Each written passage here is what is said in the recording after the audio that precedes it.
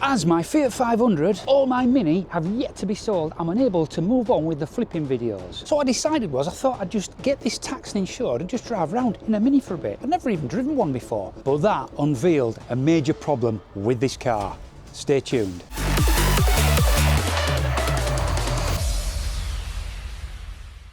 And we're back on the Mini because we have a problem. Houston, we have a problem. I decided to get this taxed and insured and drive it around for a bit, just out of interest to see what driving Mini's like. And well, my first ride out wasn't very successful.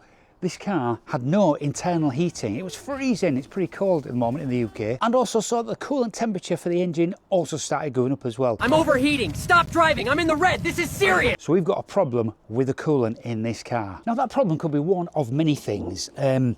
First thing to check, I think, is the coolant level, because if the coolant level is too low, then that might not be enough to go around the system. But I would have thought you'd had a warning on the dashboard about that. But that's only one thing. It could be a problem with the thermostat not opening and letting the water go through to the radiator. Let me just correct myself here. These later cars do not have a thermostat, which we would expect, but instead have what is called by Mini a heat management module. This module has a motorised rotating valve which can be moved to different positions by an ECU, which monitors the water temperature around the car and then adjusts the valve to flow the water to where it needs to be. Or it could be an airlock in the cooling system, so it might need bleeding. So let's start with the simple ones first. Let's check the coolant level. Don't forget guys, this 200-piece socket and ratchet spanner set from HALFORDS Advanced is still up on the raffle, £1 a ticket. If you buy 5, I give you 2 more, so you get 7 for the same price. This is my gift back to you guys. This also gives you a chance to help support this channel for just £1 a ticket. Back to the video. Right, so let's have a, oh, just noticed this, look at this. That's broken off there. I have to investigate that, I don't know what that is. Let's check this coolant level in here.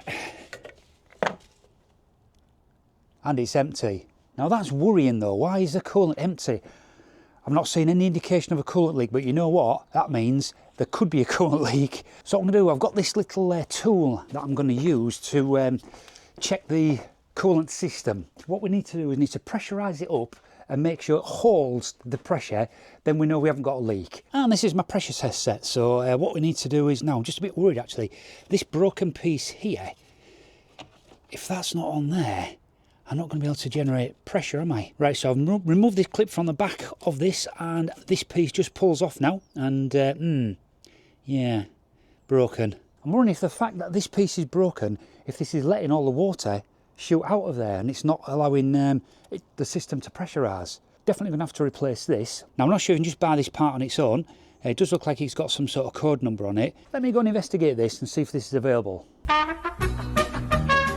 Right, so I've done some further digging and you get this along with the actual pipe, and it's a piece that goes right under there somewhere. There's lots of them available on eBay, so I've ordered one. It was £25 second hand, so that's going to be a couple of days delivery. But what I'm going to do is see if we can do any more with this at the moment. I'm just going to have a look, see where the other end of this goes to, so I know what I need to undo when I come to put it on. And see whether I can maybe somehow block this off so I can do a pressure test on this to see if there's any other leaks in the system. And to make life easier, I think I'm just going to take this air ducting off here, and then we should be able to see underneath to see where the other end of this pipe goes.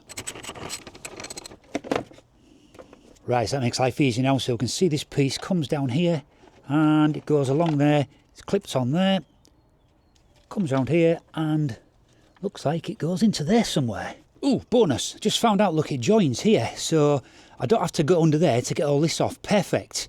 So when I get the new piece, which is the whole lot, I just need to disconnect this bit here, replace just this little bit of plastic with a plastic cap end. And welcome to Bodge City, guys. Look at that, I'll just tape that up.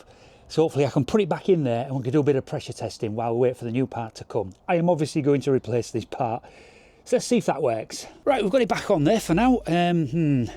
Not sure that's going to hold any pressure, but let's see. So if I get my pressure test kit back out, so I just need to choose one of these that's going to fit onto there. So it's probably going to be one of these end ones here. Is that one going to fit?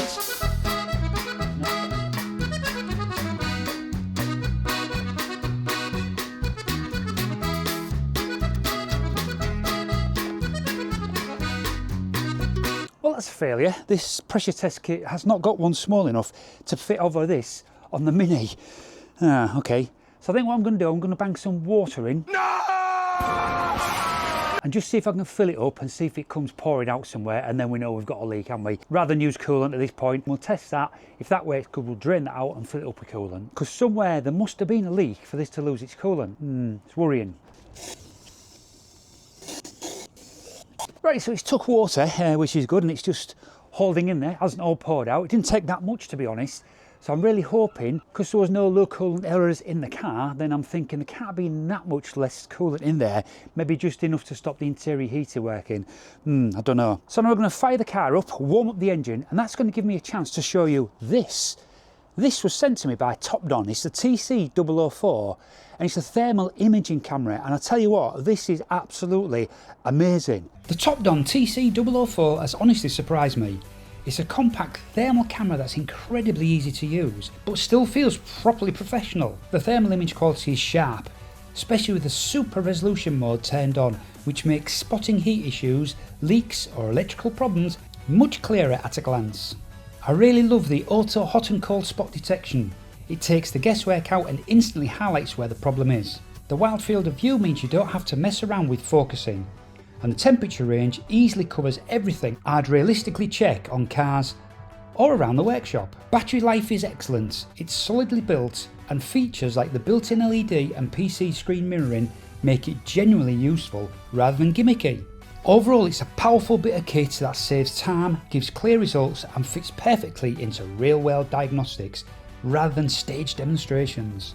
If you're curious to see more details or check current pricing, I've left a link in the description below so you can have a look for yourself. So with this, I hopefully can be able to test the thermostat, because the thermostat will stay closed until the water in the engine gets warm enough for it to need cooling. The thermostat will then open, send the water up this top pipe here into the radiator to go through, be cooled and go back again. And with this tool, I should be able to see when that top pipe gets hot, and then we know the thermostat has opened. So there we go. As you can see, there's not a lot of heat at all in this engine. Yeah, it's only about 11 degrees, the whole engine. So let's go start her up and let her warm up. So you can see down below there, that's looking 30 odd degrees now, look. So the coolant pipe I'm interested in is this one. Oh, how's that one getting warm? That's interesting. It's this one here. You can see this pipe here, so that's the one I'm looking at. That's 11 degrees, that means the thermostat has not opened yet. So that shouldn't get warm as the car gets warm. That should stay cold until the thermostat decides to open up. You can look at the rest of the engine, look. The rest of the engine is nicely getting warm. Let's check the coolant. Right, coolant's gone right through, so let's put some more in. And the temperature gauge in the car is still saying it's cold at the moment. So we're still waiting for that to warm up. Interesting, and look, this is all bubbling and something's going on with this. We definitely need this fixing. I'm just hoping it will just hold enough, just so I can get some pressure and some temperature, and we can get some heat in the car. Right, we're looking now. Again, that pipe, look, and that's still cold. This pipe, however, which is the broken one, is really warm. So it's actually sending something back. And the engine itself, up to 50 degrees now, so I would expect that the thermostat should be opening soon, and we should see some warm water coming back down this pipe. Let's have a look what the car is saying on its dashboard. Right, car is now saying temperature is okay. I've not seen this pipe get warm yet, so unless it's not hot enough yet, so we'll leave it for a little bit longer. The engine at this time now is about 60 degrees. I think they work at about 90 degrees, don't they, or something like that. So I think when this gets up to 80, 90, I would expect to see that thermostat open. Now look at this, guys. So can you see the smoke coming off that? So at this point, I abandoned this test and waited until a replacement part arrived. And boom, we have had a delivery. So I've got the part that I need. I've also ordered some distilled water as well, to stop you guys shouting at the screen. So yeah, this was the part, as I say, it was £25, which I thought was dead cheap. And you know what? It actually looks brand new. As I mentioned before, I only really need the plastic part from here to there. So I'm going to separate it from here. So let's remove this. Right, as we can see by the mark on there, that one needs to go in that far. Let's go remove the broken one. Now at this point, I'm really hoping that replacing this part is going to fix my problems. Because if it doesn't, The next stage is I'm going to have to buy a heat management module, and that looks like a bit of a pain in the backside to do. But is it that, or is it the water pump? So I'll maybe have to buy a water pump and change both of those. And both of those jobs means dismantling quite a lot. You've got to dismantle that to intake to get to those items. They're going to be a bit of a job to do. So fingers crossed that this fixes my problem and we haven't got a leak. Right, so have a further check that the coolant level is good. And it isn't. It's gone down again, so what we'll do is we'll whack in a bit of distilled water and get it onto that max line, which I find that strange. Is that max right at the bottom? Is that where it's supposed to be? So it's a massive expansion tank. Right, let's do that anyway. Right, she's all ready. Now it's time to fire up again and monitor and see what happens. Fingers crossed this fixes it. So I'm going to leave that now for about 10 minutes while I monitor it. I'll get back to you and show you what's happening. Right guys, so we can see here that the engine is nicely warming up. That's showing 46 degrees there. We're looking here. That new pipe that I put on, which is here, that's certainly shoving some water back into the expansion tank. The top pipe, which is here, that has not warmed up yet. So that's the heat management valve has not opened to let the water come back through. But the good news is, if we come into the car, it is absolutely boiling. Look at that, from the air vent. One air vent, 2 air vents, 3 air vents, 4 air vents. Still says it hasn't reached temperature yet. So I think the next thing to do is let's take it for a test drive and just see if it goes up to temperature and doesn't overheat. Right guys, so I'm driving quite vigorously and look at this.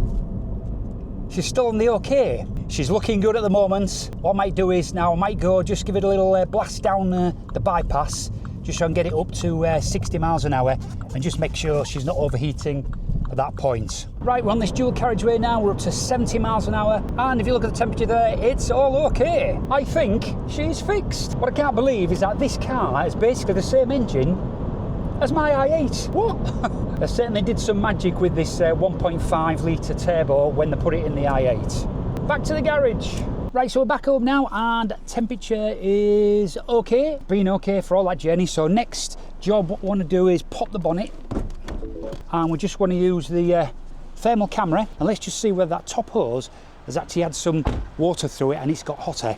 It must have by now, must have. And there we go, it's that big hose there. That's got nice and hot. So that means the heat management module is definitely working. Oh, thank God for that, because that was going to be quite a big job. So in the end, it was just this little pipe on top of the expansion tank that had broken and reduced the coolant level, which stopped the internal heater from working. So she's fixed. So thank God for that, this car is now ready for its new home. So if you guys are interested in buying this car or the Fiat, 7,000 for this, 2,100 for the Fiat, just need to get them off my drive now so I can continue flipping cars. So if you've enjoyed that, if you have, don't forget to subscribe to my channel and give me the thumbs up for this one. Drop a comment if it's something you'd like to see me do or some car you'd like to see me work on. So once again, until the next time, stay safe.